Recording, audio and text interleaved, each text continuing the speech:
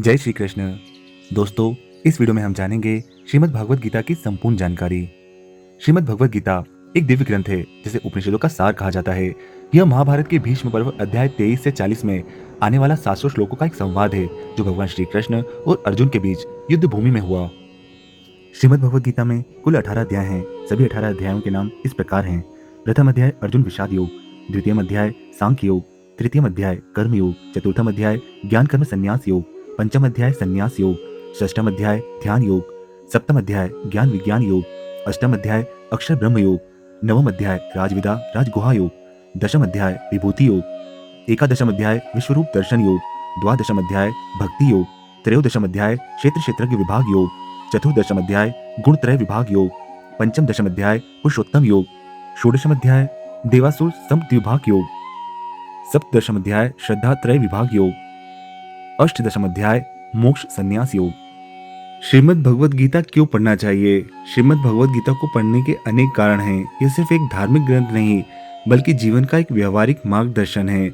इसमें ऐसे गहरे दार्शनिक और मनोवैज्ञानिक सिद्धांत है जो हर व्यक्ति के लिए, चाहे वह किसी भी पृष्ठभूमि का हो, उपयोगी साबित होते हैं। श्रीमद् भगवत गीता को पढ़ने के मुख्य कारण: जीवन का यथार्थ समझना। गीता हमें जीवन के वास्तविक स्वरूप को समझने में मदद करती है। ये बताती है कि हम कौन हैं, ईश्वर कौन है और हमारा ईश्वर के साथ क्या संबंध है। यह हमें यह जानने में मदद करती है कि जीवन का उद्देश्य क्या है और हमें इस भौतिक संसार के दुखों से कैसे मुक्ति मिल सकती है। आत्मनियंत्रण और शांति। गीता मन को नियंत्रित करने और आंतरिक शांति प्राप्त करने के तरीके सिखाती है। यह बताती है कि कैसे हमें अपनी इंद्रियों और इच्छाओं पर नियंत्रण पाकर तनाव, चिंता और नकारात्मकता से मुक्त हो सकते हैं। कर्म का महत्व और निष्काम कर्म। गीता कर्म के सिद्धांत को विस्तार से समझाती है। यह सिखाती है कि हमें एक फल की इच्छा किए बिना अपने कर्तव्यों का पालन कैसे करना चाहिए। यह दृष्टिकोण हमें तनाव मुक्त होकर अपने कार्यों को कुशलता से करने में मदद करता है। संतुलित जीवन जीना।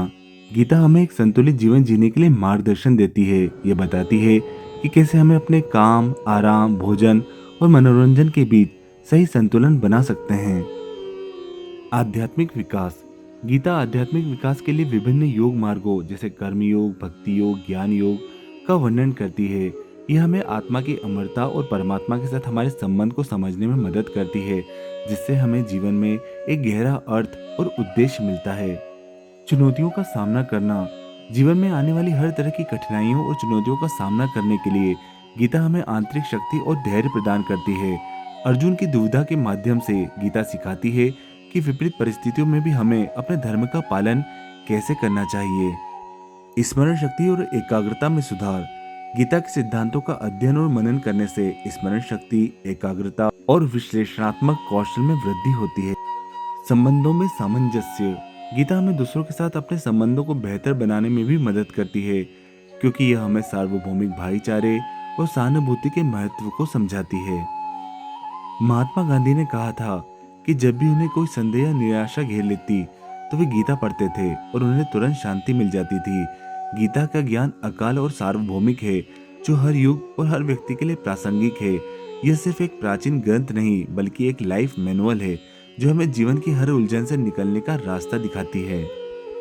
तो दोस्तों, उम्मीद करता हूँ कि मेरे इस वीडियो के माध्यम से आपको श्रीमद् भगवत गीता की कुछ जानकारी तो अवश्य प्राप्त हुई होगी। आगे आने वाली वीडियो में आप देखेंगे श्रीमद् भगवत गीता के एक एक श्लोक का विस्तृत वर्णन। तो बने रहे इस चैनल पे और पढ़ें और सुनें श्रीमद् भगवत गीता। जय श्री कृष्ण।